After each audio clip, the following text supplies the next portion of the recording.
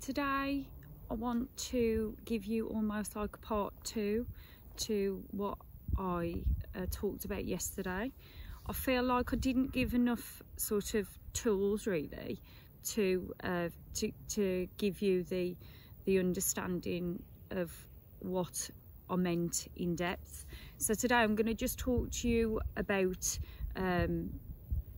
the things that I've used as a crutch in my life, and then for you to apply that to your personal circumstances. And trust me, there was so many things that I use with regards to like natural therapies and vitamins, minerals, neurotransmitters. I've got, excuse my language, but I had natural therapies and supplements coming out my arse which was all used as a crutch. So I'm just going to slightly touch on the anatomy of the nervous system, just slightly, and the brain, just so you can get a grasp of you know, I want to give you the whole information so you understand the way the human body works and the brain works, and then for you to apply that logic to then making decisions on how you can mentally think about things a little bit different.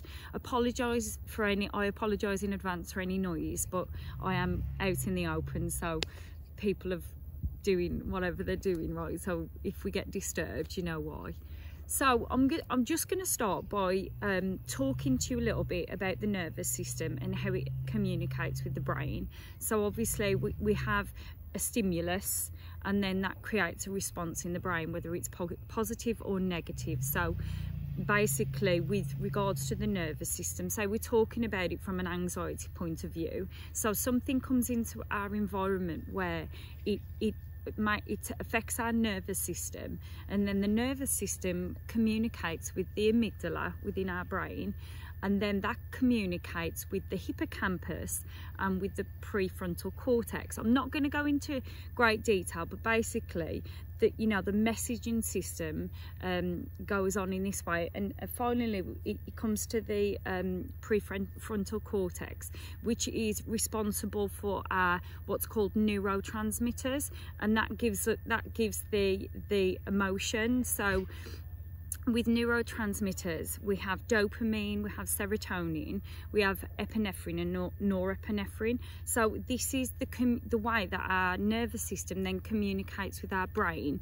You haven't got to understand it, but I just wanted to give you that information of this is what's going on within everyone's body and brain. So, but what I wanted to talk to you about is, and I expressed this to a friend of mine yesterday. So what I didn't talk about yesterday is when we're sort of in a really good place within our life, then, so I'll use myself as an example again. So when I feel like everything is going really well, I'm manifesting, you know, my friendships are brilliant, you know, I'm in love, I'm happy, the children are good. When all that is coming together and feels good, then my nervous system is up there. And so it's very resilient at that point. So my energy's up there, you know, I'm talking about in the spiritual sense as well, like my aura, everything is up there. And so say for example, what I wanted to express is if then I had a night where I didn't sleep, say, you know, one of the kids was sick or whatever, and I then didn't sleep, I wouldn't loop into the trauma, because my nervous system is there. Where the problems come in when it comes to trauma, for me personally, because obviously everybody's circumstances are different, the nervous system and the brain operates the same, but everyone's response through what the trauma is different, if that makes sense. So for me, when my nervous system is alerted and running on empty and down there, this is where the trauma starts to loop in, and what I was discussing yesterday. So I wanted you to understand that this is why when we feel, we have to ask ourselves these questions of where we are. And if we feel like our nervous system is getting lower and things are becoming more stressful, we then need to bring in the things that are very calming. We need to get it at that point before we go to it, you know, especially if you're suffering with trauma. This would benefit everyone to keep their vibration up high. You know, this is what we want to do. We want to avoid pain.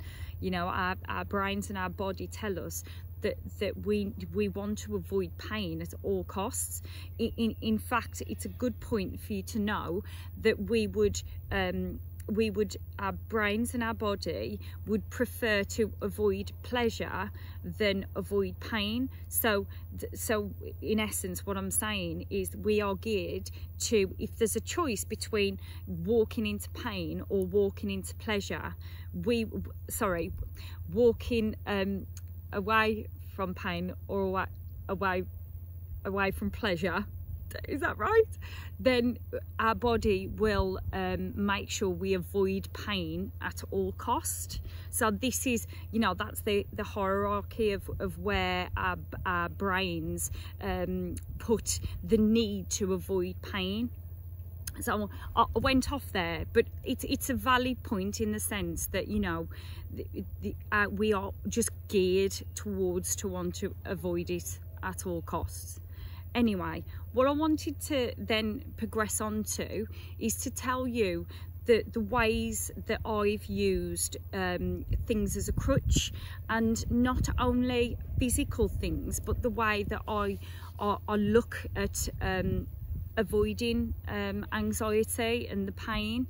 So say, for example, I want to bring this in of the ways that I've done it of late. So because of going through this and then going, oh my God, I'm going through it again, my brain then started to try to accommodate to avoid the pain.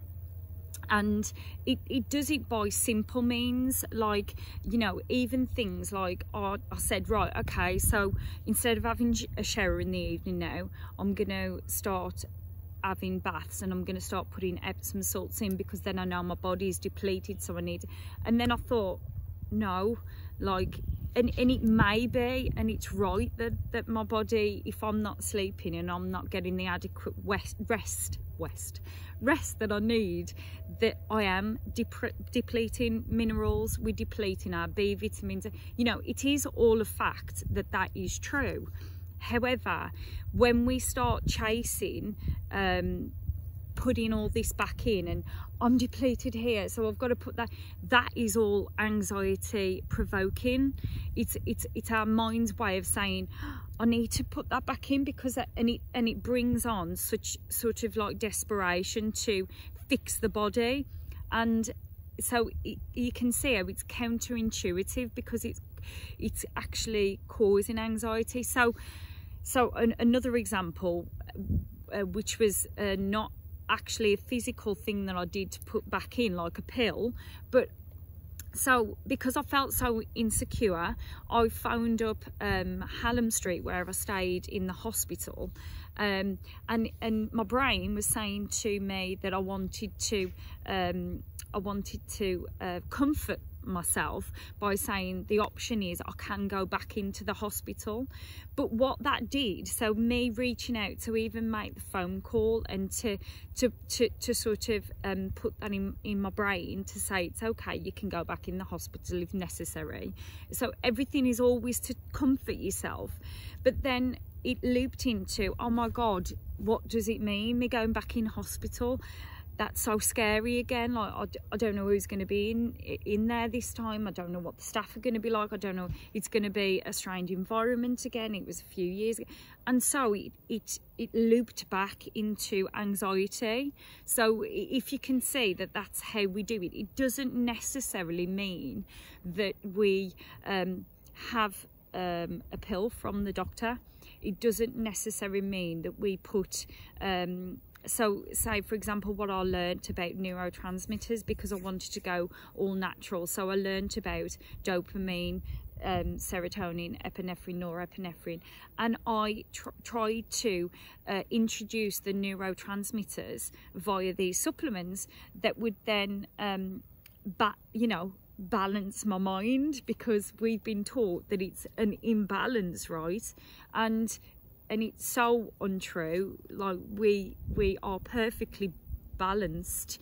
I would say the only time that maybe interventions are needed with regards to mental health are things like schizophrenia, or where there's been a real trauma, like an accident, and there's head trauma. Sorry, I'm just gonna adjust my position because that was a bit uncomfortable. But really, in essence, our brains work. There's a reason why our brain does what it does, and we're not out of balance. We just need to know the facts and the basics of how we look at anxiety and the ways that we try to avoid it. And I know it's a simple concept and it's very hard to say, well, Jen, how do I accept? So we'll sit in acceptance, and what's worked for me is by then saying to myself, right, I'm in anxiety right now, I can feel this anxiety right now, but this is my nervous system. So I actually tell myself, Jen, it's your nervous system, sit in it, let it pass. So I sit in it and I let it pass, and I say, it's your nervous system, it's okay, it's your nervous system. And then once that danger has passed, this is where we then reach for the coping mechanisms, right? So this is where we have to accept that we're there. We have to realise that we don't actually have to do anything. Just by accepting and sitting in that moment and not reaching for the pill, not reaching for the alcohol, not reaching for anything that's going to numb us, we're sitting in that space where we are accepting, we're allowing it to be there, and then we allow it to pass. Right, so what we reach for in our modern day society is like alcohol, drugs, anything to sort of numb us from feeling. But our emotions are always there for a reason. There's always something at the back of it. But just by realising that we haven't actually got to do anything, we haven't got to, because like I said, when I would be in this, and it's so uncomfortable and it's so painful, our human instinct is to research, oh my God, what's the latest therapy? I even realise with CBT, for example, and I'm not knocking any therapy at all. It helps a lot of people. CBT helps a lot of people. But however, what I feel like a lot of these therapies, even talking therapies, do is they give you the tools to manage the anxiety, but don't tell you fundamentally how to accept, and then not to sit in that space of not changing anything. So what we again, and another example is, as humans, when we go through these hard and emotional turbulent feelings, we tend to want to detract, go into our shell. We want to not be around other people for embarrassment, for just pure sheer fear, really, of not knowing judgment and not knowing how to respond, and it makes us go into our shell. So we stop doing the activities that we love, we stop going out with friends, we stop, and this is again playing into the anxiety, because the more that you respond to it, the more you stop meeting up with friends, the more you stop doing those activities out of embarrassment, out of fear, the more that it loops into the anxiety. So this is why we've got to feel the anxiety, know that it's there, and move into that space of just being okay. By doing that, your anxiety, again, like I was saying to you, goes down, because you realise that you're still carrying, you can still do the things that you love to do. And by this, you know, this paradoxical way of looking at things, the anxiety goes away. So this is what I mean. Don't, you know, don't even, I know you would feel like, oh God, Jen, like I've got to think of so many things then, like that's so much hard work.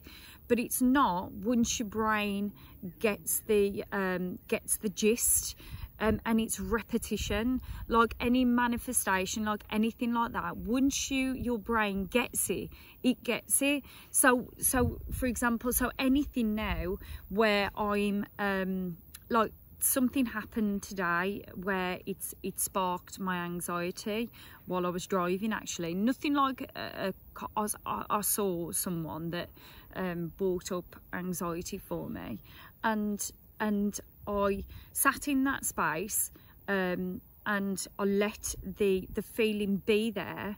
And I said to myself, and because I'm so spiritual as well, so I sat there, I accepted the feeling, and rather than saying, oh my God, what, you know, I'm feeling anxious right now, what do I do? I just said, right, okay. So I saw someone that gave me anxiety. So universe, can you give me the answer of how I can deal with that in the future? Right, really simple. Just asking the universe, you know, and that then, that meant that I didn't need to do anything, that I'd accepted that I was having anxiety, and I'd put it out there to universe, tell me how I can deal with that the next time I see that person, and I trust, and it worked, you know. So I didn't run away from it. I didn't think, oh my God, what's going to happen next time I see that person? The anxiety, you know, all that is anxiety provoking. Instead, I said, universe, I'm going to pass this one on to you, and just give me the knowledge when I'm ready. And then my anxiety started to come down, and I realised that I haven't got to do anything right now, you know.